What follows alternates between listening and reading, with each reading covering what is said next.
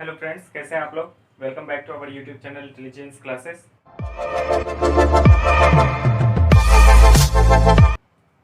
तो आज हम लोग बात करने वाले हैं इलेक्ट्रिसिटी फॉर क्लास 10th।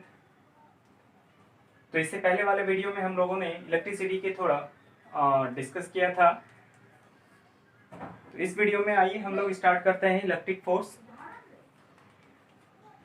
तो आइए हम लोग स्टार्ट करते हैं इलेक्ट्रिक फोर्स। तो इलेक्ट्रिक फोर्स होता क्या है।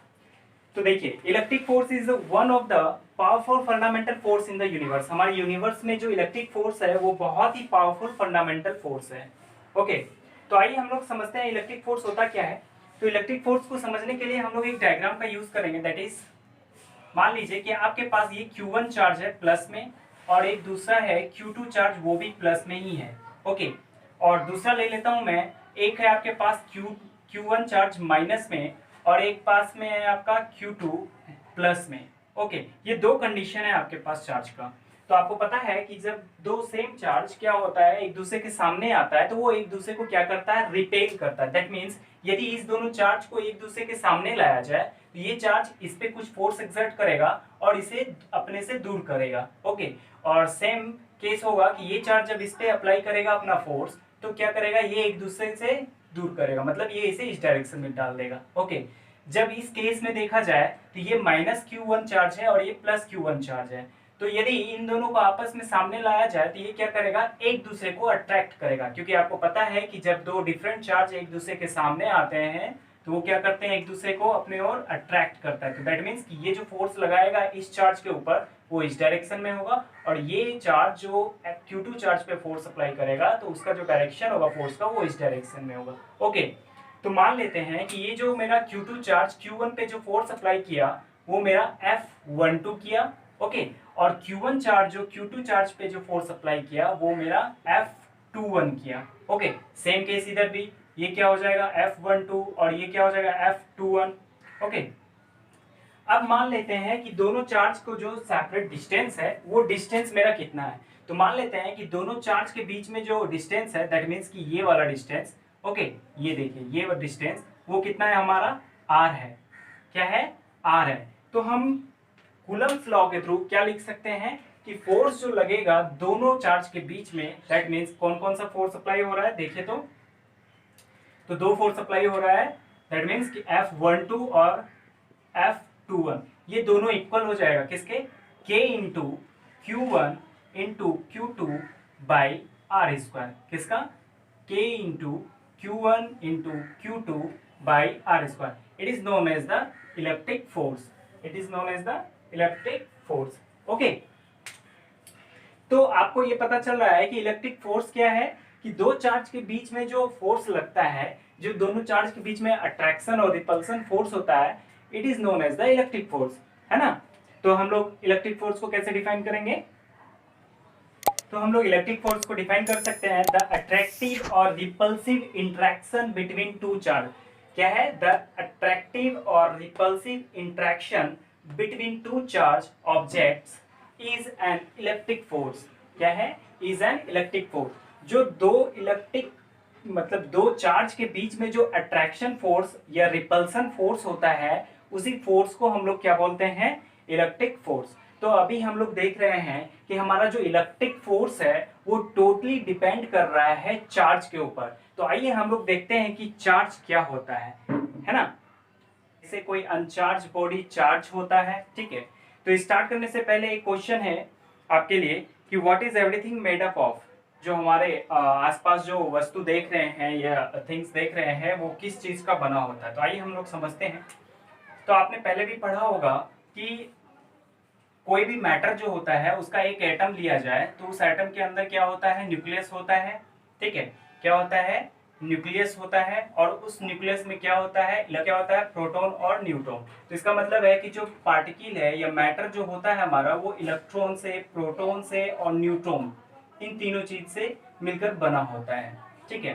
तो आइए हम लोग देखते हैं कि इलेक्ट्रॉन कहाँ होता है, प्रोटॉन कहाँ होता है और न्यूट्रॉन कहाँ होता है। तो आपको पता ही होगा कि जो हमारा न्यूक्लियस है उसके अंदर क्या होता है, प्रोटॉन और न्यूट्रॉन होता है। क्या होता है, प्रोटॉन और न्यूट्रॉन होता है। और इस न्यूक्लियस के चारों ओर जो ये आप देख रहे हैं, ये इलेक्ट्रॉन का क्लाउड होता है। क्या होता है, इलेक्ट्रॉन का क्लाउड होता है, ठीक है। और इस पर जो इलेक्ट्रॉन मूव करते रहता है, ठीक है, इसके चारों ओर क्या करता है, इलेक्ट्रॉन रेंडमली मूव करते रहता है, ठीक है, कोई एक फिक्स डायरेक्शन नहीं होता है, बट रेंडमली वो क्या करते रहता है, मूव करते रहता है। तो इससे देखा जाए ये कि हमारा जो मैटर है, मैटर में क्या होता है कि इलेक्ट्रॉन होता है, प्रोटॉन होता है और न्यूट्रॉन होता है। आपको पता होगा कि जो हमारा इलेक्ट्रॉन होता है वो नेगेटिव चार्ज का होता है, प्रोटॉन क्या होता है, पॉजिटिव चार्ज का होता है, और न्यूट्रॉन कोई भी चार्ज नहीं होता है, दैट मीन्स वो न्यूट्रल होता है। ओके, तो कैसे डिफाइन कर सकते हैं हम लोग चार्ज को? Charge is a physical property of matter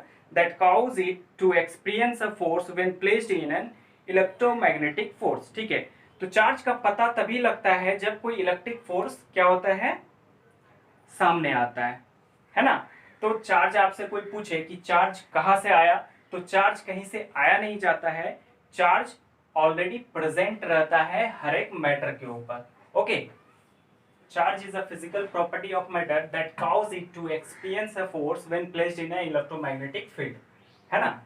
तो आपके मन में ये भी क्वेश्चन आ रहा होगा कि सर आपने अभी बताया कि जो इलेक्ट्रॉन होता है वो पॉजिटिव चार्ज का होता है, सॉरी नेगेटिव चार्ज का होता है, और जो हमारा प्रोटॉन होता है वो पॉजिटिव चार्ज का है, और जो न्यूट्रॉन होता है वो न्यूट्रल होता है। ओके, तो आप ये भी तो बोल सकते हैं कि सर हमने इलेक्ट्रॉन को ही नेगेटिव क्यों बोला या प्रोटॉन को ही पॉजिटिव क्यों बोला। हम प्रोटॉन को भी नेगेटिव बोल सकते हैं और इलेक्ट्रॉन को भी पॉजिटिव बोल सकते हैं, बट जो हमारा बेंजामिन फ्रैंकलिन था उन्होंने इलेक्ट्रॉन को नेगेटिव बताया, प्रोटॉन को पॉजिटिव बताया और न्यूट्रॉन पे कोई चार्ज नहीं, तो इसलिए हमने उनको ही फॉलो किया। यदि वो बोल देते हैं कि नहीं प्रोटॉन पे हमारा नेगेटिव चार्ज होता तो पूरा साइन कन्वेंशन क्या होता, उसके अनुसार हो जाता कि प्रोटॉन पॉजिटिव है तो और नेगेटिव है, तो उस अनुसार क्या होता, हमारा पूरा साइन कन्वेंशन चेंज हो जाता है ना। तो क्या बोल सकते हैं कि which charge are called positive and which are the called negative is a result of a cause made of by Benjamin Franklin. Okay, तो अभी तक हम लोगों ने पढ़ा कि दो चार्ज सेम चार्ज आए तो एक दूसरे को क्या करता है, रिपेल करता है। जब दो डिफरेंट चार्ज आए तो एक दूसरे से क्या होता है, अट्रैक्ट होता है। हमारा किसी एटम के अंदर न्यूक्लियस होता है, न्यूक्लियस के अंदर प्रोटॉन और न्यूट्रॉन होते हैं। जो हमारा इलेक्ट्रॉन है वो क्लाउड की तरह इसके चारों ओर क्या होते हैं, घूमते रहते हैं, ठीक है। और जितना किसी मैटर के अंदर इलेक्ट्रॉन होता है, नंबर ऑफ प्रोटॉन भी उतना ही होता है, ठीक है। तो आपके लिए क्वेश्चन है, what holds the nucleus together, ठीक है। तो हमारे न्यूक्लियस के अंदर जो प्रोटॉन और न्यूट्रॉन होता है वो एक दूसरे से रिपेल क्यों नहीं होता है, एक दूसरे के दूर क्यों नहीं जाता है, या एक दूसरे के इतना क्लोज क्यों पैक्ड है, ठीक है। ये क्वेश्चन आप स्टडी करके आइएगा और जरूर बताइएगा कमेंट सेक्शन में, या नेक्स्ट वीडियो में मैं डिस्कस करूंगा। ओके, तो आइए नेक्स्ट पॉइंट है हमारा, हाउ ऑब्जेक्ट्स बिकम चार्ज्ड। तो आइए हम लोग देखते हैं कि कोई ऑब्जेक्ट कैसे चार्ज होता है। तो आपको पता होगा कि कोई ऑब्जेक्ट जो होता है उसके ऊपर या तो प्लस चार्ज होता है या तो माइनस चार्ज होता है। दैट मीन्स कि हर एक एटम के अंदर या हर एक मैटर के अंदर क्या होता है, एक प्लस चार्ज भी होता है और माइनस चार्ज। यदि वो चार्ज होगा या तो पॉजिटिव चार्ज होगा और या तो निगेटिव चार्ज होगा। ओके, तो समझते हैं कि कैसे कोई बॉडी चार्ज होता है। तो यदि देखिए यहाँ पे है कि if there is a slight imbalance in number of proton and electron the object is electrically charged. Okay, यदि किसी किसी ऑब्जेक्ट के स्लाइट इम्बैलेंस कर दें उसके प्रोटॉन और इलेक्ट्रॉन को, तो क्या होगा, वो इलेक्ट्रिकली चार्ज हो जाएगा। या तो वो पॉजिटिव चार्ज होगा और या तो वो नेगेटिव चार्ज होगा, ठीक है। तो आइए हम लोग देखते हैं कि कैसे कोई ऑब्जेक्ट जो होता है वो पॉजिटिव चार्ज हो जाता है या नेगेटिव चार्ज हो जाता है ना। तो देखिए आप कोई ऑब्जेक्ट ले लेते हैं, मान लीजिए कि इसके पास 10 इलेक्ट्रॉन है। यदि हम इसके 2 इलेक्ट्रॉन को बाहर कर लें, ठीक है, क्या करें, 2 इलेक्ट्रॉन को क्या करते हैं हम लोग, बाहर कर दें, तो क्या होगा, तो अब जो इसके अंदर प्रोटॉन की होगी संख्या वो कितनी होगी, 10, और इलेक्ट्रॉन कितना होगा, वो होगा 8। दैट मीन्स कि यदि आपको पता है कि नंबर ऑफ प्रोटॉन और नंबर ऑफ इलेक्ट्रॉन जो होता है किसी भी ऑब्जेक्ट का वो क्या होता है, इक्वल होता है। That means number of electron is equal to number of proton, ये क्या होता है, इक्वल होता है ना। तो मान लीजिए कि आपके पास 10 इलेक्ट्रॉन का कोई ऑब्जेक्ट था, उसमें से आपने 2 इलेक्ट्रॉन को क्या कर लिया, बाहर निकाल लिया, तो अब उसके पास नंबर ऑफ इलेक्ट्रॉन कितना बचा, 8। तो अब ये जो 8 है ये क्या होगा, ये 8 प्रोटॉन के साथ न्यूट्रलाइज हो जाएगा। ठीक है, ये 8 प्रोटॉन के साथ ये 8 इलेक्ट्रॉन न्यूट्रलाइज कर लेगा। बचेगा क्या, तो 2 इलेक्ट्रॉन क्या बचेगा इसके पास, तो क्या बचेगा, 2 प्रोटॉन।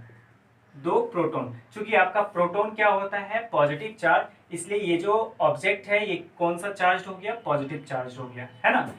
और मान लीजिए कि इसी में से एक एग्जांपल और लेते हैं कि यदि मान लीजिए कि एक आपके पास मैटर है, कोई ऑब्जेक्ट है, इसके पास 10 इलेक्ट्रॉन है और इसमें से 2 इलेक्ट्रॉन को मैंने और इंक्लूड कर दिया। दैट मीन्स अब इलेक्ट्रॉनों की संख्या कितनी हो गई, 12।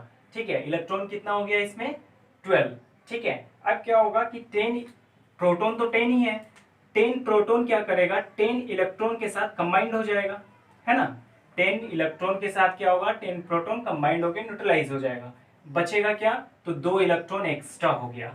तो इलेक्ट्रॉन किस चार्ज का होता है, निगेटिव चार्ज का, इसलिए ये चार्ज क्या हो गया, निगेटिव। इसीलिए हम बोल सकते हैं कि when electron are added in a matter और in a object then it is negatively charged, negative charge हो जाएगा, है ना। और यदि किसी ऑब्जेक्ट में हम इलेक्ट्रॉन को रिमूव करेंगे तो वो कौन सा चार्ज का वो हो जाएगा, वो ऑब्जेक्ट तो पॉजिटिव चार्ज का हो जाएगा, है ना।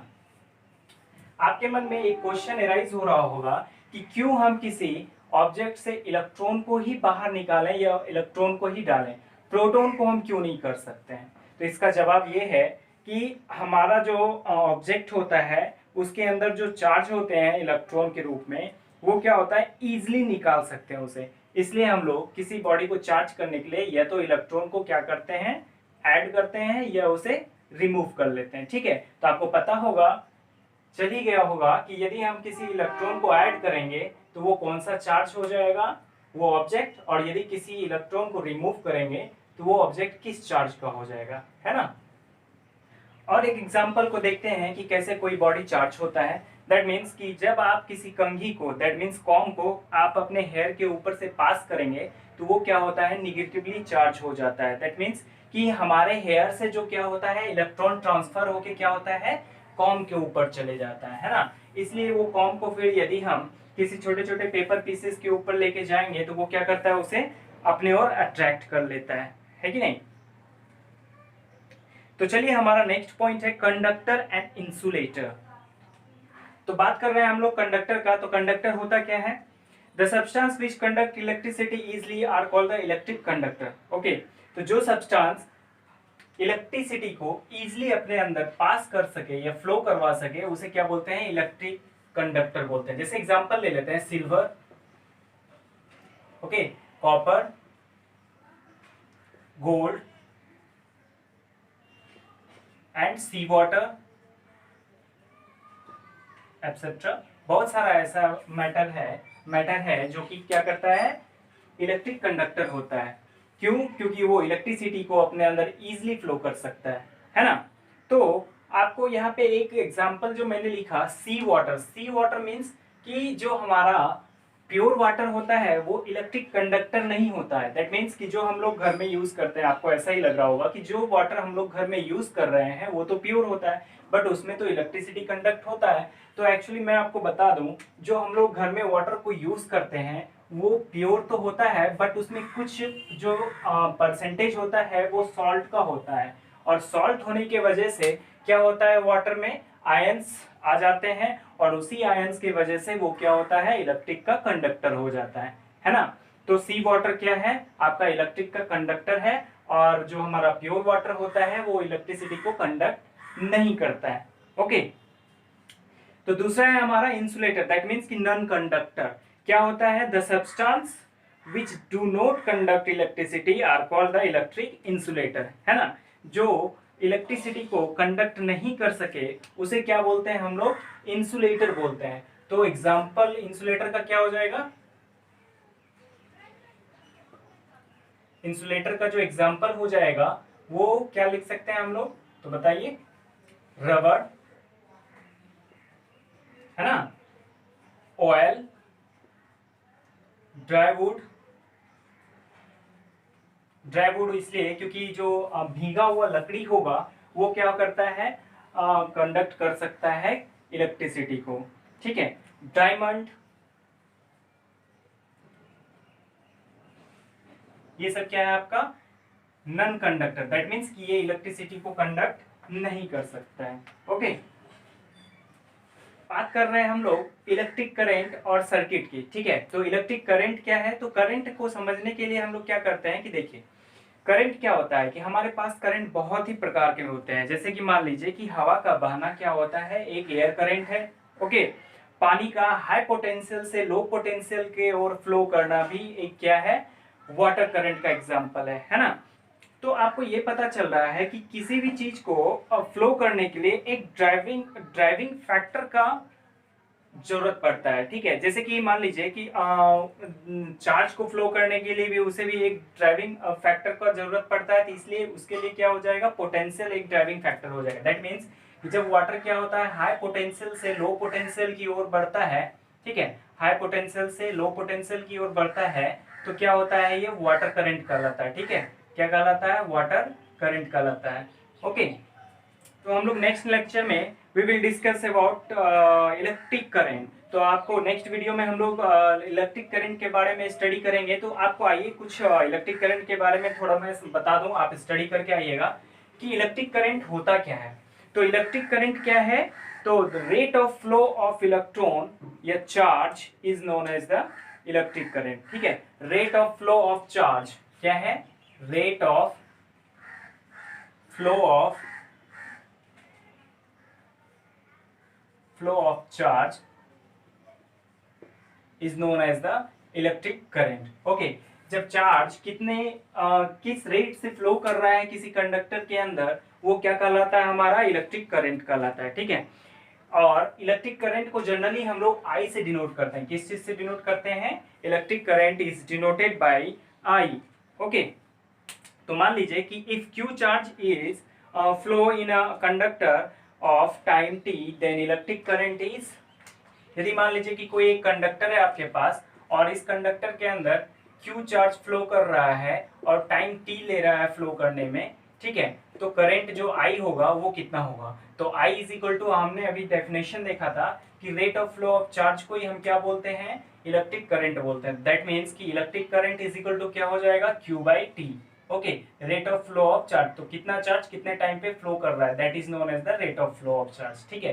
तो ये हो गया आपका इलेक्ट्रिक करंट का डेफिनेशन। ओके, किसी कंडक्टर में इलेक्ट्रॉन फ्लो होता है, जैसे मान लीजिए कि ये आपके पास एक कंडक्टर है और इस कंडक्टर में इलेक्ट्रॉन को फ्लो हो रहा है, तो इलेक्ट्रॉन क्या होता है, जिगजैग पाथ में इसमें प्रेजेंट रहता है ना।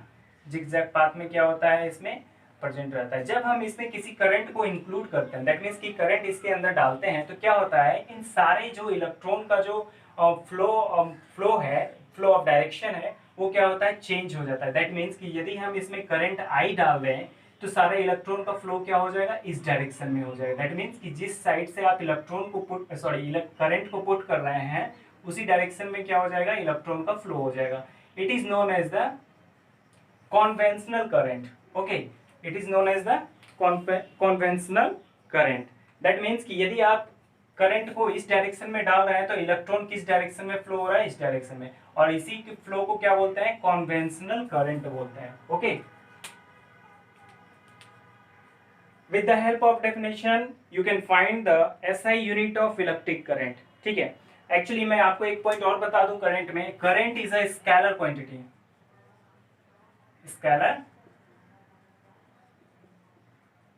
करंट क्या होता है, स्केलर क्वांटिटी होता है, ठीक है। इसका एसआई यूनिट क्या होता है, तो एम्पेयर होता है, ठीक है।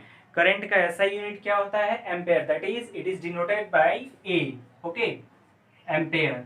एसआई यूनिट भी आपको पता चल गया, स्केलर होता है ये भी पता चल गया। तो आप नेक्स्ट वीडियो में इसे अच्छे से स्टडी करके आइएगा, तो और हम लोग इसके बारे में और डिस्कस करेंगे कि what is electric current. Okay, thank you. यदि आपको कोई डाउट हो और सजेशन हो तो प्लीज़ हमारे चैट बॉक्स में जरूर लिखें, और हम हमारे टेलीग्राम चैनल पे भी आप इसे शेयर कर सकते हैं। Okay, thank you.